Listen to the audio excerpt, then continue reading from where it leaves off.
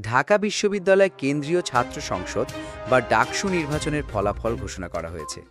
এবার সাধারণ সম্পাদক বা জিএস পদে বিপুল ভোটে জয় পেয়েছেন শিবির সমর্থিত প্যানেলের এস.এম. ফরহাদ।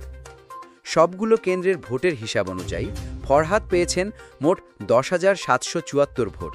তার নিকটতম প্রতিদ্বন্দ্বী ছাত্রদল সমর্থিত প্রার্থী শেখ তানভীর বারী হামিম পেয়েছেন 5,283 ভোট, অর্থাৎ প্রায় 5,500 ভোটের ব্যবধানে এগিয়ে আছেন ফরহাদ। অন্যদিকে বাম সমর্থিত প্রার্থী মেঘমোল্লার বসু পেয়েছেন 4,645 ভোট। বৈষম্য বিরোধী প্যানেলের প্রার্থী আবু বাকের মজুমদার পেয়েছেন 845 ভোট এবং স্বতন্ত্র প্রার্থী আশিকুর রহমান মাত্র 77 ভোট পেয়েছেন।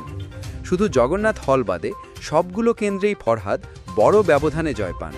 জগন্নাথ হলে তিনি মাত্র 5 ভোট পেলেও বাকি হলগুলোতে বিশাল ব্যবধান গড়ে তোলেন।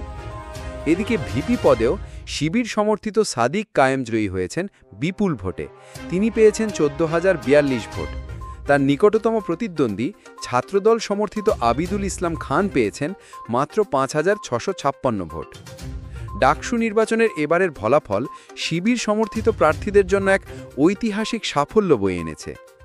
আপনারা এই নির্বাচনের ফলাফল নিয়ে কি ভাবছেন? কমেন্টে জানাতে ভুলবেন না। ভিডিওটি লাইক করুন, শেয়ার করুন এবং আরও আপডেট পেতে সাবস্ক্রাইব করুন আজকের হট নিউজ চ্যানেল।